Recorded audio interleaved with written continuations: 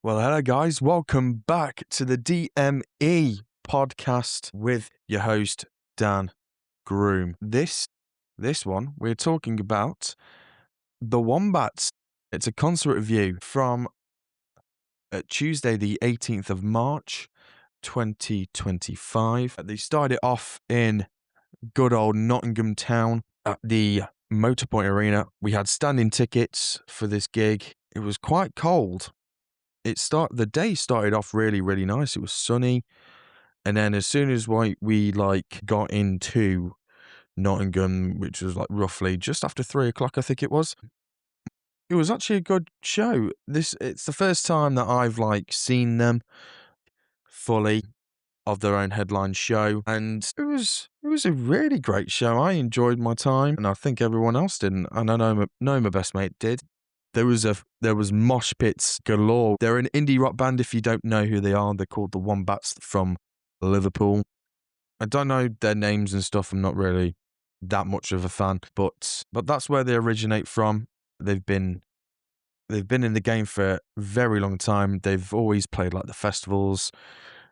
You would have probably, if you've heard of them, you would probably have heard of a few of their songs, either on a few British UK TV shows like The In-Betweeners, Waterloo Road, Gavin and Stacey, those type of shows. And they've been going for 20 plus years, they actually don't look quite old.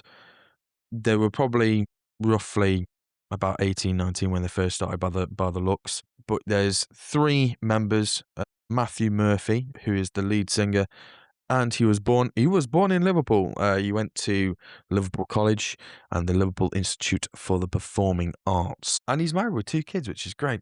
And then Dan Haggis is the man on drums, because he definitely sounds Scouse. You can tell. Sometimes in between when they were talking in between songs, the lead singer Matthew, you could, a bit of Scouse was coming out now and again. I think he might have had a vocal coach, because he doesn't sound like a Liverpudlian at all. So, actually, let's see what his Wikipedia says, actually, first of all. So he was born in Woolton, a suburb of Liverpool. His mother worked as a higher executive officer for the civil service, while his father was a chartered engineer and senior electrical and electronic engineering lecturer before becoming an IT consultant, specializing in automotive software testing. Damn, I'm not going to give you the whole jargon.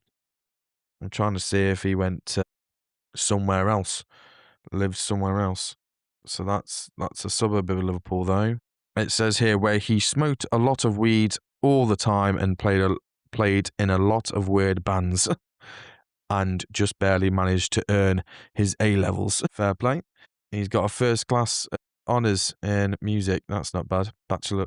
He's got a bachelor of arts in music, where he met his future Wombats bandmates. So yeah. And from there, I think that's just it, really. I don't think he's personal life. Let's have a look. Well, the Wombats are avid football fans, with the drummer supporting the band's hometown of Everton. Oh, okay. And the bassist Tord Overland Kudderson.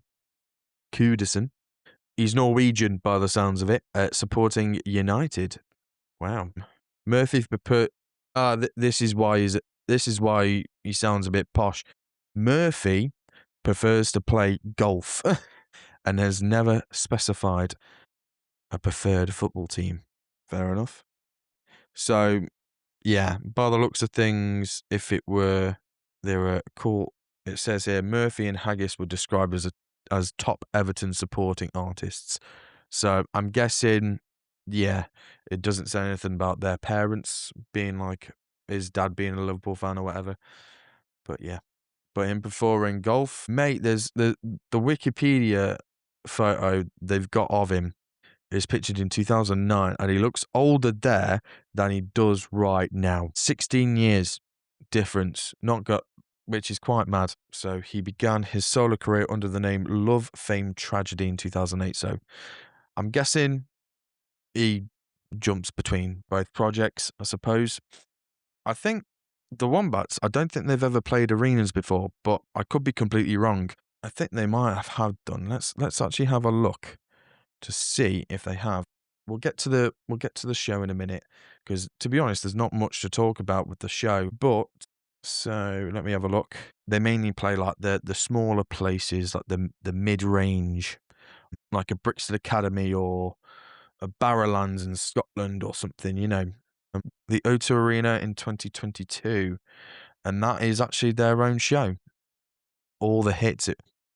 It'll be a 20th anniversary show, I'm guessing. Or close to, I should say. Let me have a look. What else? Ali Pali, 2018. Oh, this is like before COVID. So, First Direct Arena, Leeds, though. Is that their own show? It could well be. Wembley Arena. It looks like their own show, yeah. So they actually have played the arenas before. So, which is actually great. Which is great. I'm just looking to see if it goes a little bit further back than playing the arenas, maybe, or are they just playing like the smaller clubs like the O2 Academies and stuff. Nebworth House, 2012, a summer show. This would be supporting Red Hot Chili Peppers. When did they play Nebworth? I never knew they headlined Nebworth. Never mind, eh? That is one place I would love to go. Stadium of Light. That's a stadium. I'm guessing they were in support of Red Hot Chili Peppers. Reverend and the Makers. It says they played the Why Not Festival in 2012 and then took 3 years off. Wow. I mean, fair play. 3 years off. That was when they were supporting a load of people. And then they jumped. Yeah, 2015, they were still playing like the O2 Academies and the Brixtons and stuff. And then 2017-18, they jumped to the arenas. Fair play. Okay, so they actually have been doing it, sorry. So, let's talk about the show. Right, we got to the venue and parked up around, if you want to know, the whole Nottingham shtick, it's quite a small town, a small city, really. I love it. I think I love the city of Nottingham, not just, I was going to say, like, oh yeah, I love Nottingham. No, I mean, as in, to go to a gig, I love going to Nottingham.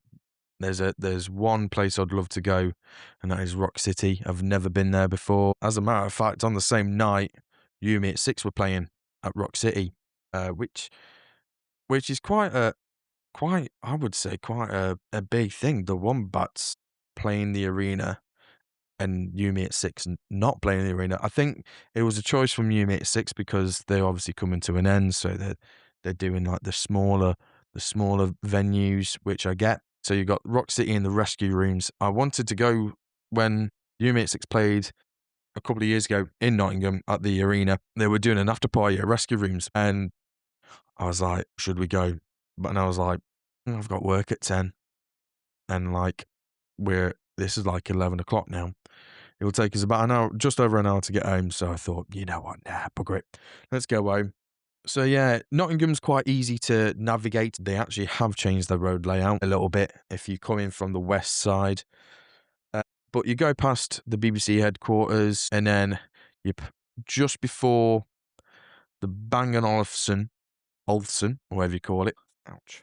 We go up Hollowstone. And it's called Stony Street, which you've got a multi-story car park. I think it was 20 quid or something. Let me have a look, because I paid for parking. My mate drove, because I thought, you know what, I'll let me mate drive. I drive all the time. So National Car Parks. It's the NCP place with the yellow and black. You'll definitely know the signs and stuff for it. So 20 quid. In which we got there roughly 45 minutes before doors opened. So that was like 5:30, I think the doors opened. No, 6:30 doors opened. We went and got Pizza Hut, got to the venue, queued out the venue. They have really bad signal. So when it comes to scanning tickets, it's not the best. It's because they built on Gate Street. They have a canopy with like a few heaters along, because it gets pretty cold. It does get pretty chilly because it's on like a hill. So obviously, with it being made out of metal, it's not the greatest. So got in, and not gonna lie, they could have opened the doors a little earlier for the arena bowl itself. It felt like we were waiting a day and an age, and the concourse isn't like massive. They're not opening the doors, so there was a bit of a blockage, and it was just a mess. It took them about half hour to open the arena bowl doors. I think it's because they were doing a sound check still. You could hear it running a bit late. So, but no problems. We got in. No wristband for floor, which you could have probably just had a free for all. Don't think they were checking tickets properly either. Got a decent view. I think we were, I would say, probably about 5, 6 people from the barrier. So yeah, roughly about 3 meters, I'd say. So we had a good view. There was a lot of tall people, a lot of tall people. But then obviously when the show started off and then when people were filing in a bit more, it started to take shape. And then when the show actually started, there were two young girls in front of us and they were quite short. So, and the one girl had a quite an old camera. So we didn't have to wait long, I don't think, for everything. That was the support for them. Someone actually has put the times on for us. Thank you very much. So everything came on at 20 to 8 and probably did roughly about an hour, half hour to 40 minutes. Yeah, it felt like the Wombats were gonna come on at 8:45, but no, the Wombats came on at 9. Everything came on at just before 2:45, and their set list was everything. That's the band name. Literally, it's called Everything. So the Madstone at the end of the Contender, Pizza Boy, Jennifer, Enter the Mirror, Spring, Sun, Winter, Dread, Cold Reactor, Distant Past, and No Reptiles. There was one of them that I recognized, one of the songs, and I was like, oh, it's these guys. And they were good. I think these were really good. Not my, I think they were a bit meh, but it was still like a decent vibe, I would say. So yeah, if you want to know who they are, they've got quite a few albums out, and they've been going for a good 15, 16 years, as it says here. From Manchester, England, indie outfit Everything emerged in the late 2000s, blending arty 80s style, post-punk and synth pop influences with their own vividly kinetic brand of math rock. Okay. Behold to no single formula. The Beatles and Bowie, and all stated influences. Their debut 2010's Man Alive was nominated for the Mercury Music Prize. Nice, okay. And Everything landed in the UK top 5 with the follow-up in 2013's Arc. Okay. They repeated the chart placement with the 2017 Mercury Music Prize nominated A Fever Dream, as well as 2020's John Congleton produced Reanimator. Never once to shy away from topical subject matter, themes of trauma and technological governed their 6th LP, 2022's Raw Data Film, which incorporated AI-generated lyrics. Wow, okay. A top 5 UK album, it paved the way for 2024's equally heeded concept album Mountain Head. From 2007 they were formed. Yeah, I would actually put them in the same basket as Foals, Bombay Bicycle Club and the Maccabees. Yeah, definitely round about the same genres, Friendly Fires, but that's about it. But that's literally... Oh, Tame Impala as well, ish. Anyway, that's them. And they were good. I think they were hooked up to the proper speakers as well, because it sounded really good. Actually, at that point, I actually had my loop earplugs in. They were good. They were comfy. A bit stupid. I didn't wore them for the Wombats. Not gonna lie. But I thought when I took them out, I was like, oh, it's not that loud. Although, actually, no. When the band went off stage, because it was quite silent, I took the plugs out and I could hear everyone speaking. It was so weird. It's like, oh my good God. It felt like someone had just come on stage when I took them out and there was actually a band playing, and then the levels started to creep down a bit. So I think I acclimatized back to obviously, yeah. So, and then the Wombats came on, and it wasn't particularly loud, which was great. So, and I don't think I actually had any ringing. I think I had some ringing when I got in, but that was roughly about it. Woke up this morning and no ringing, so that was great. I've just realized. Oh, I was going to say I haven't had tea, but I did, and it's like 1:30 in the morning on Thursday, the 20th of March. Anyway, so Wombats came on. Actually, when everything was on, I went and got a beer because I don't particularly drink, and I thought, you know what, I'll get a drink. Why not? My mate's driving tonight, so I may as well make the most of it. You know, on the odd occasion, I'll be like, yeah, why not? Got a Madry, and it cost me about £7 something, and it came out of a can as well, so it wasn't from draft, which was like, ugh, but it was all right. Madry's all right. I like Madry. There's a few beers. This is it. This is not a beer tasting podcast. So went and got that. It felt kind of weird because I actually had my earplugs in then. It was so weird. Anyway, so went back to my friend. It was weird trying to like sift through the crowd because I've never done that before. Went and got a drink like mid performance. Really weird. I've either gone to get a drink before the support come on, or if like the place isn't filled up enough. But this place was packed. It was packed. Although it wasn't sell out of the arena because the back end of the arena, I don't know what blocks, but the curtains were down.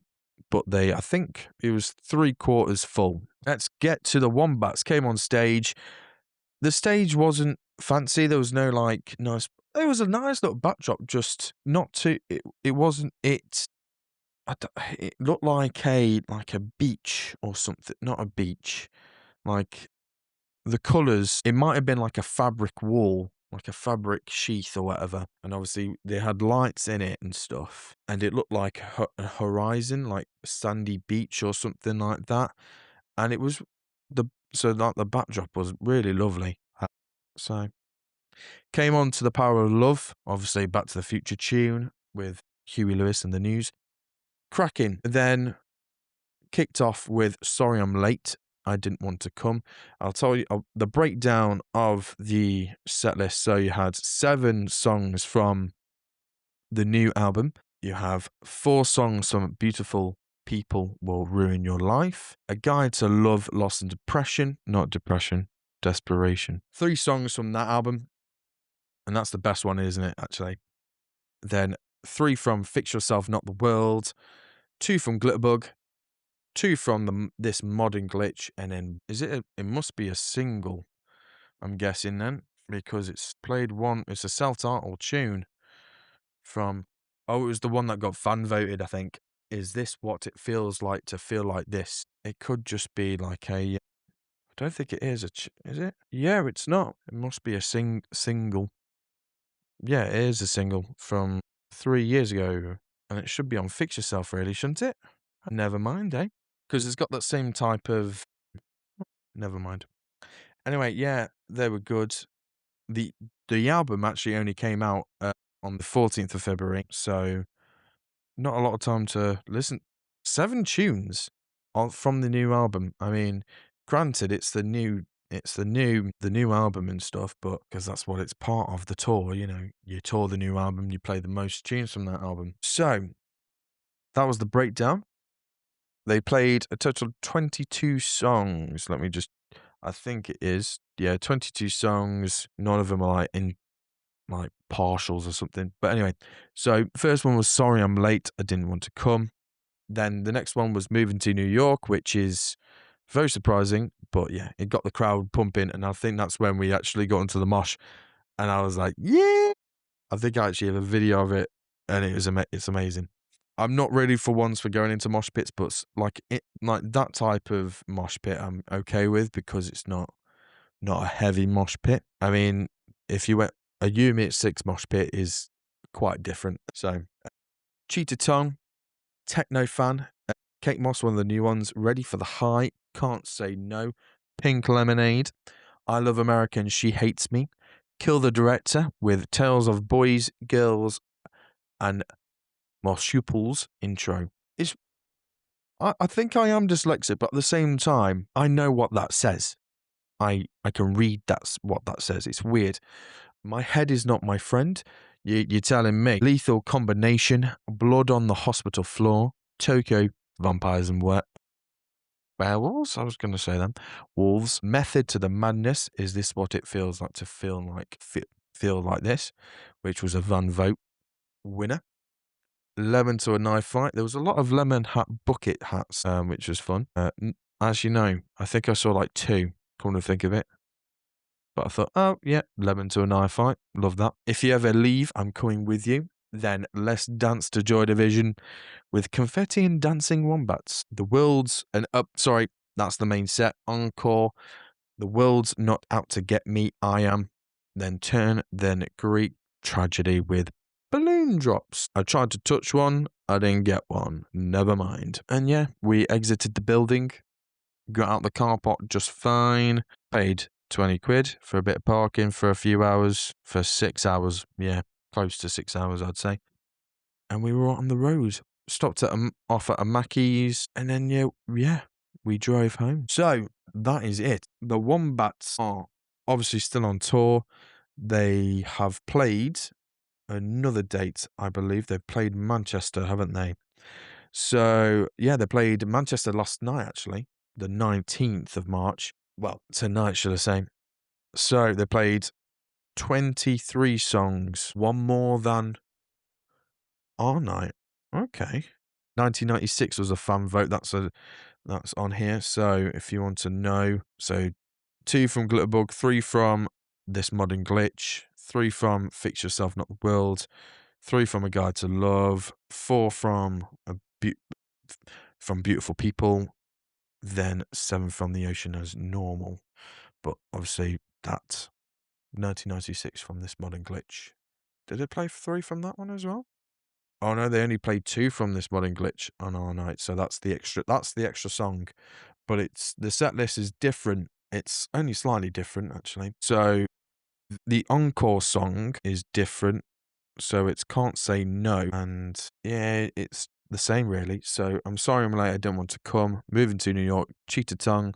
Techno Fan. Kate Moss. Ready for the High. 1996. Pink Lemonade. I Love America. Kill the Director. My Head. Is Not My Friend. Lethal Combination. Blood on the Hospital Floor. Tokyo. Is This What It Feels Like to Feel Like This? The World Is Not Out to Get Me, I Am. So that was, that was played on that was our encore. But for Manchester, for London, the O2, it was 4 songs before the main set.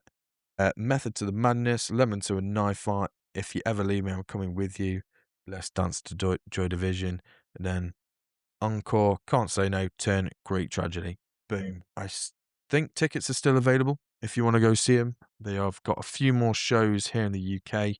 They're playing the Utilita Arena on Friday in Cardiff, AO Arena in Manchester on the Saturday.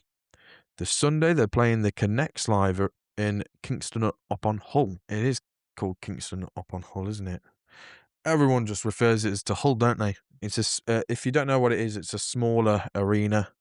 Then they're playing Glasgow on the 25th. I'm guessing that's the Tuesday. Then on the Thursday, they're playing the First Direct Arena in Leeds. I'm surprised they haven't put a Liverpool show on. Never mind. Love First Direct Arena. I love that place. Love it. And then they're playing the rest of Europe. Then, there you go. And then they kick off their summer festival run with the Neighbourhood Weekender in Warrington, UK. Warrington. Close to Liverpool. I think that's like what, Kendall Calling, isn't it? I don't know. I can't remember what it's called. Actually, no, it's not called Kendall Calling. That's a different one, isn't it? The Trentham Estate in Staffordshire. Then they're playing Bergenfest, the Liverpool Pier Head in the UK, the Hurricane and Southside Festivals in Germany, the Mad Cool Festival in Madrid, Spain. Why not? Kendall Calling's Penrith, innit? Not actual Kendall. Broadmasters, I think they might be headlining that if I'm not mistaken. Margate, the Summer Series, a few more in the UK, and then off to Australia, then off to the States, where they're playing like the Showbox, Summit, House of Blues, the Fillmore, the Vic Theatre, and that's pretty much about it. Oh, and they've got one more show in Zurich, Switzerland. Bit of a random one, that. Anyway, they probably had to reschedule that one, maybe. Anywho, so yeah, that's the Wombats for you.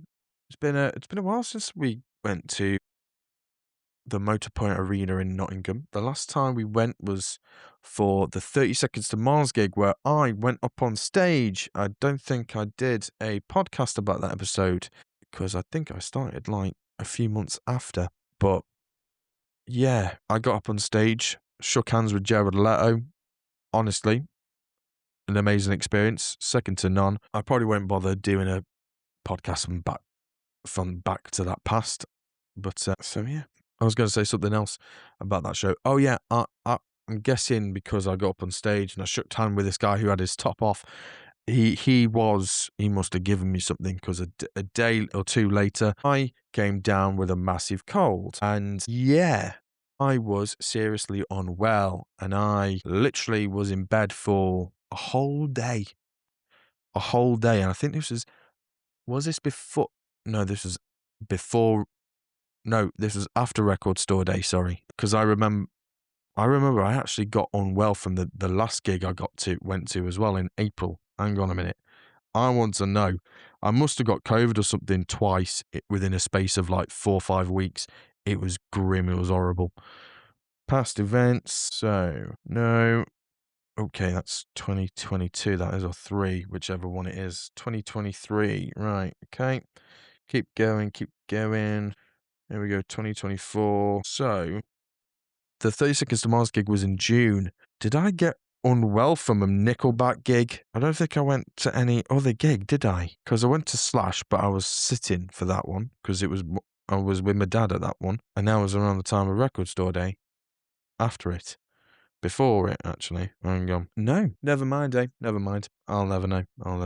I might have just... No, I went to like an emo night at the station in Cannock. Like I don't think you'd call it a nightclub. It's more of I'd call it a nightclub. I don't know what it is really. It's more of just like a space, I think. Actually, it's got a bar, so it is a nightclub. Yeah, they had an emo night, and yeah, I caught something from that place, and I was unwell. I was horrible, and then obviously jumped 2 months down the line. I got on like a month and a half, I'd say, and I got unwell from that. So yeah. And I was like, please don't do this to me every time. And the last time I got unwell from the gig was the Cortinas gig. Yes, I was a wreck for that one. Anyway, so as long as it doesn't happen every time, I'm not fussed, but it's horrible because I'm like, you're dead for like 2 days because I think I was asleep for like a good 25 to 30 hours. Every time I'd wake up, I'd be like, and just go straight back to bed.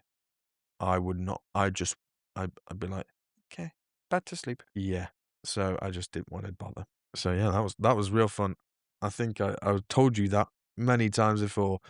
Just to add on to time on. I don't know why. I want to try and get these to like 30, 40 minutes, not close to an hour, but hey ho. Here you go. Some fun facts about the Wombats, actually. So, the indie rockers, the Wombats, scored a trio of top 10 albums at home in the UK and in Australia with their up-tempo pop-leaning sound that's heavy on electronic and post-punk influences. The Wombats members met at Paul McCartney's Oh yeah, okay. Yeah, they met at the Paul McCartney's Liverpool Institute for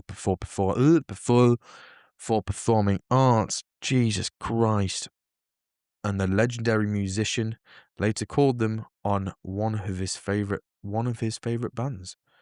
Yo, that's pretty good. Let's Dance to Joy Division from 2007's A Guide to Love won Best Dance Floor Filler and earned them... Oh, I've had to press more and it's a drop-down box. Great. And earned them a Best New Band nod at the NME Awards. Nice. A little something.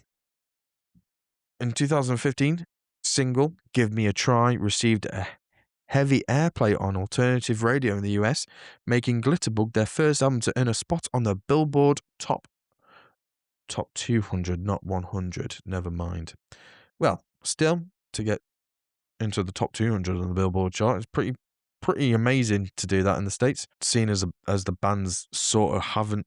I don't think they've broken the US market, but yeah. So that's about it for this one. Yeah, Motorpoint Arena, you can't beat a Nottingham gig. I think the next time I'm going to Nottingham is probably not for a while, I don't think. Let me have a look. That's the I don't think I am going in that direction. I've got no gig in that direction for the foreseeable. So anyway, have a great night. Have a great night. No, have a good day for Thursday or whatever day this gets published on. Shall I just stay in silence? How should I end it? I've got problems with my sleep. That's why I do the podcast, because I'm moving to New York. Good night.